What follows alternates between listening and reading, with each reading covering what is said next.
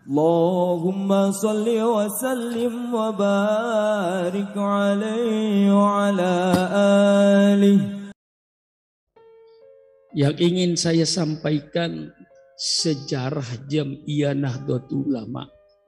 Sejak dari bahan bakunya, timbulnya, lahirnya Nahdlatul Ulama.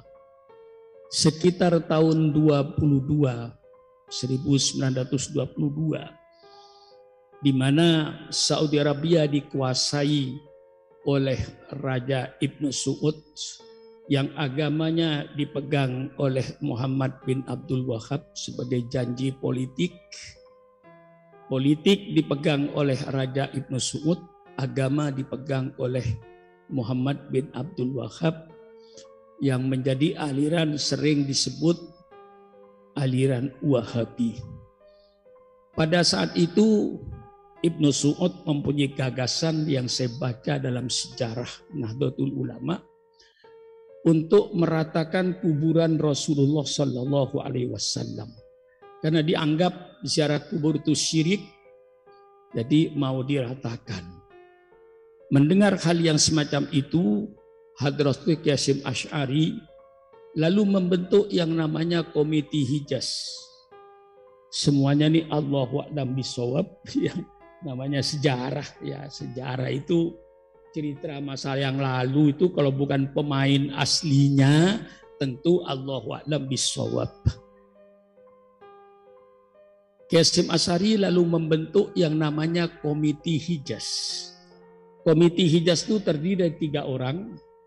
Pertama Kyai Wahab Asbullah, yang kedua guru besar dari Mesir yang mengajar di Tubuireng Syekh Al-Ghonawi, yang ketiga itu saya agak ragu-ragu dari Pekalongan, apa itu Kyai Ilyas almarhum.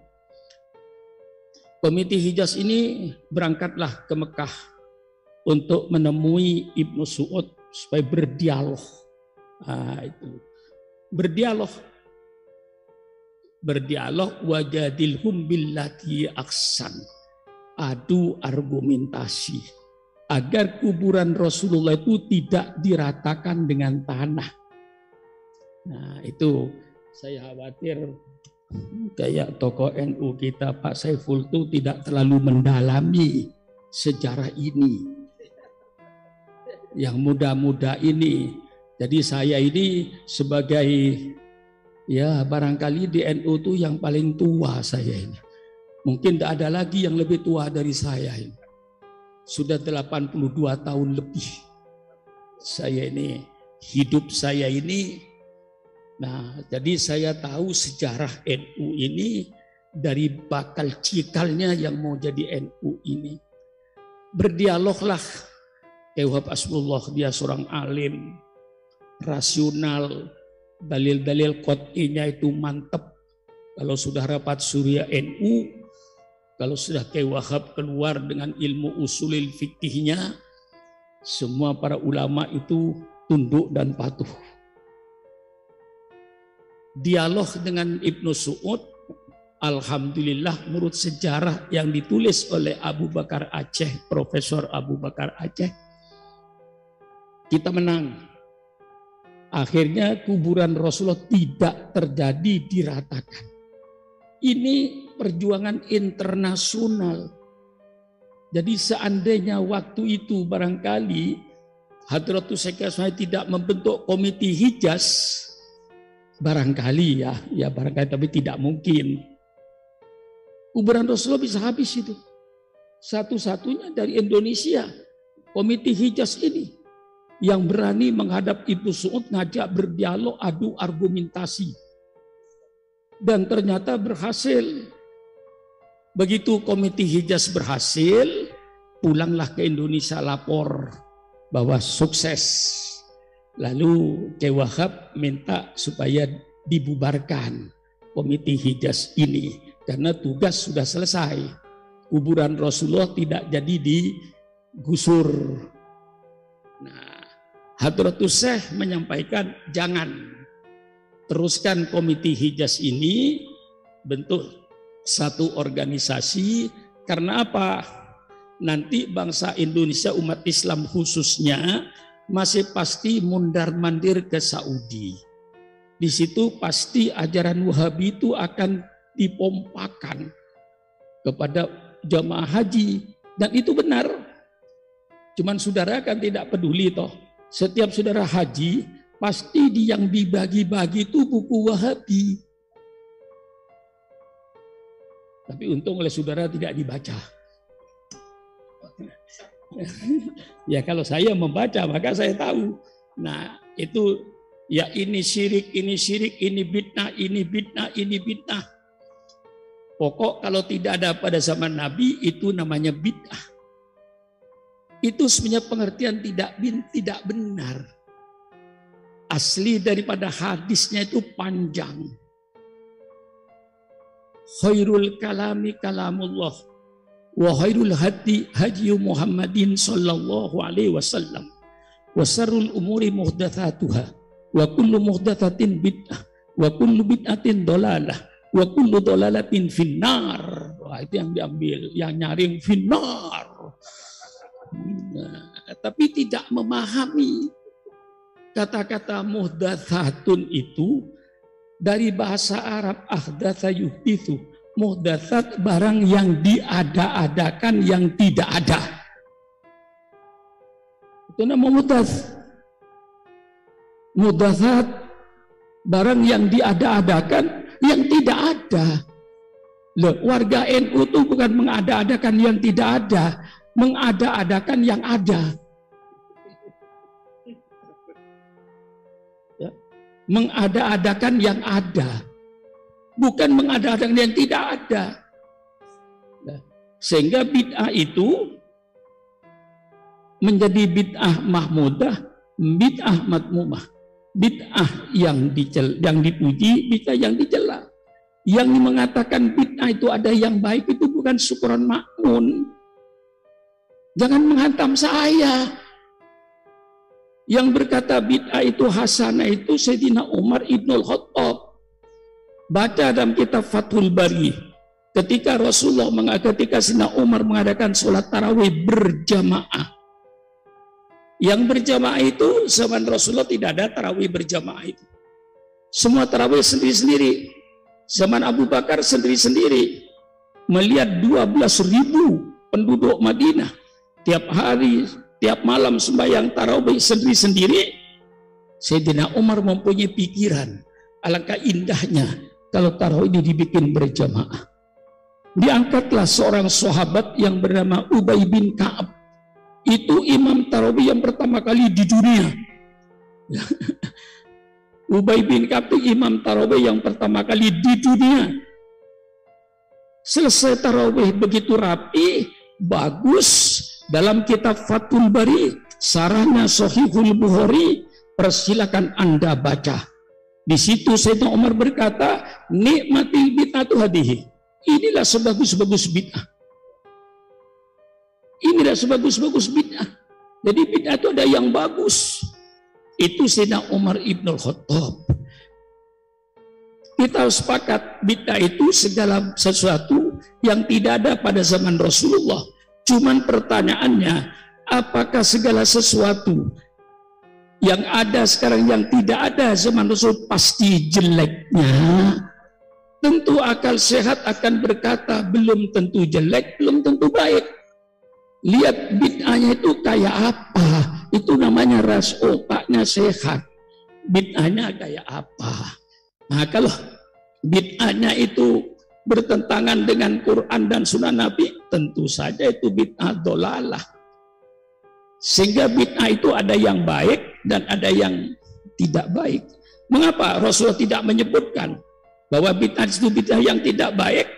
Menurut ilmu balaghahnya, ini kalau ngaji ya, menurut ilmu balaghahnya, sesuatu yang sifatnya sudah pasti tidak usah disebut. Sudah pasti kok. Tidak mungkin kullu bid'atin hasanatin dolalatun. Tidak mungkin. Otaknya miring. Kullu bid'atin hasanatin dolalatun. Miring otaknya itu. Yang pasti kullu bid'atin sayyi'atin dolalatun. Nah, orang ahli sunnah ini baca kitab, jadi ada kaidahnya. Al-Quran juga Allah menyebutkan kalau sudah pasti sifat yang nggak disebut oleh Allah. Wa kana wara'hum malikun ya'khudhu kulla safinatin wasba. Di balik nelayan ini besok akan ada raja yang akan mengambil, merampas semua kapal. Allah tidak menyebut yang dirampas kapal baik apakah kapal jelek. Tidak mungkin raja merampas kapal rusak. Maka sifatnya tidak disebut oleh Allah. Ini ilmu balaghahnya, belum ilmu usulul fikihnya. Min babil am uridu bil khas, min babil khas uridu bil am. Persilakan kaji bid'ah itu. Nah, lalu dianggapnya bid'ah. Kita mengadakan yasinan tiap malam Jumat. Itu tradisi NU. Masih ada atau tidak Allahu a'lam sekarang. Dulu muslimat NU itu mesti malam Jumat mengadakan yasinan. Karena kita wajar. Di dalam perintah Allah itu bermacam-macam. Ada perintah Allah yang Allah tentukan tempat dan waktunya. Ibadah haji. Tempatnya di tanah suci. Waktunya 9 Dzulhijjah. Tidak boleh di luar itu. Ada perintah Allah yang Allah perintahkan hanya berdasarkan tempatnya. Waktu bebas. Ibadah umroh. Umroh harus di tanah suci Mekah. Waktu bebas. Kapan saja mau umroh. Ada perintah Allah yang Allah perintahkan hanya waktunya saja. Tempatnya bebas. Sholat 5 waktu.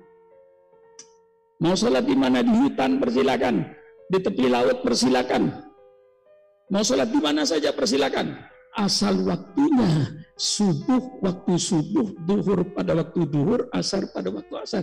Itu yang penting. Tempat bebas. Nah, barangkali saudara-saudara saya yang saya hormati dari golongan Wahabi itu kurang paham perintah Allah yang tidak pakai tempat dan tidak pakai waktu. Misalnya baca Quran. Di mana baca Quran? Di mana saja. Kapan baca Quran? Kapan saja. Bebas. Jadi barangkali saudara saya, maaf, persilakan. Saya sudah berdialog dengan 135 membeli Wahabi di puncak. Saya berdialog. Ternyata mereka tidak banyak jawaban. Sampai saya katakan, kalau Anda cinta Sukron Makmun, tolong selamatkan Sukron Makmun dari api neraka.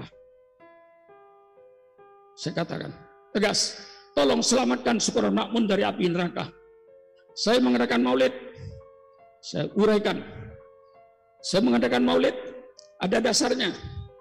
Rasulullah memperingati maulid setiap hari Senin. Persilakan Anda baca tentang puasa hari Senin. An Abi Qatadah radhiyallahu anhu, su'ilan Nabi sallallahu alaihi wasallam an shaumi yaumil itsnin, faqal yaumun wulidtu fi. Yaumun wulidtu fi. Siapa bilang Rasulullah tidak memperingati maulidnya?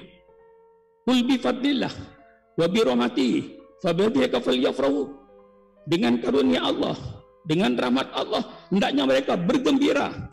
Tidak ada karunia Allah, tidak ada rahmat Allah yang lebih besar daripada lahirnya Nabi Muhammad SAW. Kita bergembira. Masih banyak lagi. Saya katakan faksusil qasasah la'allahum yatafakkarun.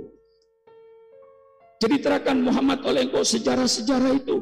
Kami mau membaca sejarah Rasulullah pada bulan Maulid ini. Baca sejarah. Perintah kata, masih banyak lagi saya uraikan. Dan tidak ada peringatan maulid yang tidak perintah Allah. Yang diadakan oleh ulama. Saya bicara di 135. Mubalik-mubalik yang dibayar oleh Saudi Arabia. Saya terbuka. Demi membela ahli sunnah wal jamaah ini. Saya katakan terus terang. Maulid dibuka dengan baca Al-Quran. Baca Al-Quran perintah Allah apa bukan? Tolong jawab. Setelah baca Quran, baca sholawat. Ya Rabbi sholli ala Muhammad. Baca sholat perintah Allah apa bukan? Tolong jawab. Setelah baca sholawat, kita membikin Mau'idatul Hasanah. Mulai sambutan sampai ceramah. Mau'idatul Hasanah. Perintah Allah. Doa perintah Allah. Lalu mereka sering kritik kalau maulid terlalu mubadzir, terlalu mewah, paha kambing dipotong. Saya bilang, orang duduk mulai jam 8 maulid sampai jam 12, selesai dikeluarkan nasi, lauknya cuma tempe kecil-kecil. Kira-kira marah apa tidak? Kira Pak Suharso, marah nggak kira-kira? Sudah duduk mulai jam 8 maulid, keluar nasi, baunya tempe, di rumah tempe, maulid tempe, lama-lama kita mati dengan tempe. Kita menggembirakan orang.